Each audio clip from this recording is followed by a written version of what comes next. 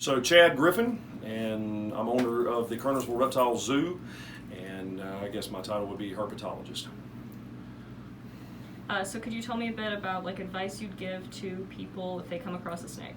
So really, that's kind of an open-ended question. Obviously, there's multiple different things that we could tell somebody when it comes to just advice. And realistically speaking, you can see a snake any time of the year. Granted, yes, you're going to see snakes more often during the warmer months than the cooler months. But even in the cooler months, on a warm day, you may actually see a snake.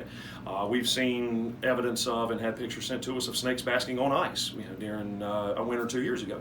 So when it gets warm or there's a warm area, snakes could come out. Tend to see them more in generally the spring and early summer and late summer, early fall, especially heavily. They're coming out getting ready to feed out of brumation. They don't hibernate, but it's brumation getting ready to feed and breed. And then of course in the fall or late summer, early fall, we see more. That's when either the live birthers are giving birth to the babies, or the eggs are hatching. The egg layers are hatching.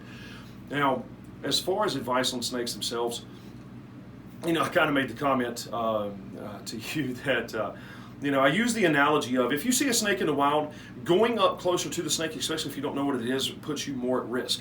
Killing a snake is ignorant for one thing, because snakes are out there actually helping keep humans protected, even though a lot of humans don't realize that. They can't carry diseases. They're not gonna give you allergies, things like that. But a lot of things they eat do carry diseases that can be very, very detrimental to us. Some snakes will also keep the venomous snakes in check, which is, of course, what everybody considers the dangerous ones.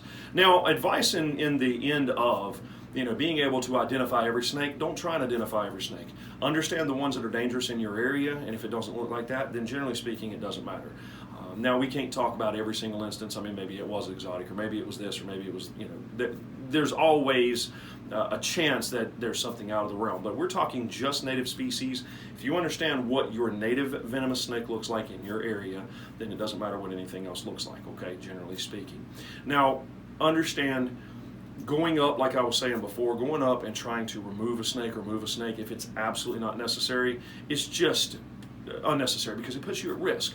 Okay, so think about it this way, and that's why I started laughing a minute ago. I said this before. If I go to the zoo and I go up and punch a rhino in the mouth, it's not going to do me much good. Well, that's the same concept of a snake that's very small coming and taking on a human our size. It's going to lose. Even a venomous snake, even if it was to bite you, it's not a bullet. It's not meant to be that instant drop. It's meant to be a hunting tool for that snake. And so even if a venomous snake was to bite you, you still have more than enough time to kill it. It only bites out of fear or food, okay? And obviously we're too big to eat, so if it bites, it's biting because it's afraid it's going to get hurt.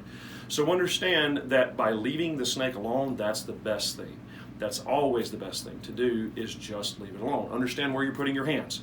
They like to hide in a lot of clutter. Wood piles, trash piles, things like that. Where it's going to be warm and retain some moisture, you'll find them hiding there a lot of the times. Places where there's a lot of excessive food and there's rodent buildup, you're going to have the snakes there as well. So just understand where you're putting your feet and where you're putting your hands, and just literally leave the snake alone.